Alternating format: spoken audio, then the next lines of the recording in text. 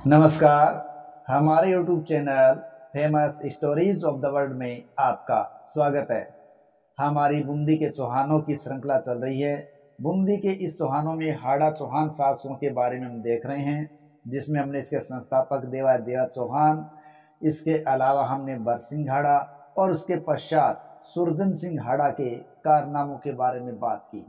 देखिए, सुरजन सिंह हाड़ा के पश्चात उनका पुत्र राव भोज वो शासक बनता है और बूंदी के सिंहासन पर वो 1585 ईस्वी में बैठता है, जिसका कार्यकाल 1607 ईस्वी तक रहता है।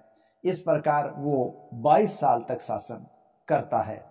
देखिए, अपने पिता की मृत्यु के पश्चात जब राव भोज शासक बनता है तो वो मुगल शासक अकबर की अधीनता में शासक होता है और उनके अधीन रहकर ही कई कारनामों को अंजाम देता है। राव भोज है वो उड़ीसा के शाही युद्धों में शामिल रहा था, क्योंकि आमेर के कछवा शासक मान सिंह है, उनको जब उड़ीसा के अभियान दिए गए थे तो उन उड़ीसा के अभियानों के अंदर राव भोज भी मान सिंह के साथ था।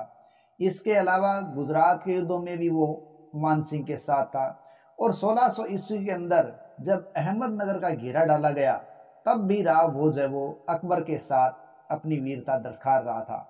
देखिए, राव भोज ने जब अहमदनगर के अंदर अपनी वीरता 1600 ईस्वी में दिखाई थी, उस वक्त अहमदनगर का ये दुर्ग है वो चांद बीबी के कब्जे में था। इस प्रकार राजा भोज है वो अकबर के संरक्षण में रह रहा था और जब अकबर के संरक्षण में था तो उसकी सेवाओं से प्रसन्न होकर अकबर ने उसे पुरस्कार और पदोन्नति से भी लाभान्वित किया था। जब ये अकबर के रहमो करम पर था तो अकबर के दरबार में इसको 1000 का मनसब भी प्राप्त हुआ था। अहमदनगर की विजय से अकबर जब प्रसन्न हुआ तो उसने भोज के नाम पर एक बुर्ज का नाम भी वहां भोज बुर्ज रखा था। इस प्रकार भोज को उसके काम का फल भी दिया गया था। भोज का देहांत 1607 ईस्वी में हुआ था और उसके 4 पुत्र थे। ऐसा बताया जाता है कि राव भोज बूंदी के 11वें शासक थे। राव भोज ने बूंदी के मोती महल अर्थात रावड़ा का निर्माण करवाया था और राव भोज ने नवल सागर झील को और भी गहरा करवाया व सुंदर महल बनवाए थे। बाद में राव राजा छत्रसाल और राव राजा उम्मेद ने इसमें और महलों का निर्माण कराकर इसको आगे बढ़ाया था। राव भोज की मृत्यु के पश्चात राव रतन सिंह है वो बूंदी के शासक बनते हैं, जिन्होंने 1607 ईस्वी से 1621 ईस्वी तक शासन किया था और ये मुगल शासक जहांगीर का काल था और इन्होंने जहांगीर की काफी सेवा की तो उनके पद और सम्मान में वृद्धि भी की गई थी। जहांगीर ने उसे 5000 मनसब दिया था। इस प्रकार राव रतन जहांगीर के काल में एक 5000 मनसबदार था। साथ ही साथ जहांगीर ने उसकी विजयों से, उसके कार्यों से प्रभावित होकर उसको सरबुंद राय और रामराज की उपाधियों से भी अलंकृत किया था और केसरिया निशान और नक्कारे के चिन्हों से उसे और भी सम्मानित किया था। जब राव रतन सिंह ने बुरहानपुर में रहते हुए किले की रक्षा की थी तो जहांगीर बहुत खुश हुआ और खुर्रम को हराया था तो जहांगीर और भी खुशी से नाच उठा।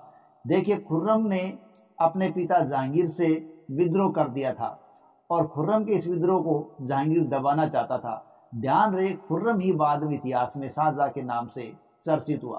तो इसी खुर्रम को पराजित करने में राव रतन ने भी बहुत महत्वपूर्ण योगदान दिया था। राव रतन ने घेरे में अपनी क्षत्रियोचित वीरता का परिचय दिया और खुर्रम को पराजित करने में कामयाब रहा। इस प्रकार जहांगीर के काल में मुगल साम्राज्य का एक प्रकार से राव रतन है वो स्तंभ माना गया था। राव रतन है वो बूंदी के इतिहास के अंदर एक न्यायप्रिय शासक के रूप में भी दर्ज किया गया है, क्योंकि बूंदी में उसकी न्यायप्रियता की एक कहानी चर्चित है। ऐसा बताया जाता है कि उसका लड़का था गोपीनाथ और उस गोपीनाथ की हत्या कर दी थी ब्राह्मणों ने, लेकिन राव रतन ने अपने पुत्र गोपीनाथ की हत्या करने वाले ब्राह्मणों को कोई दंड नहीं दिया, क्योंकि उसका पुत्र गोपीनाथ दुराचारी था और उसके दुराचारों से तंग आकर ही ब्राह्मणों ने उसे मार दिया था। इस प्रकार एक न्यायप्रिय शासक के रूप में बूंदी में राव रतन को दर्ज किया गया है।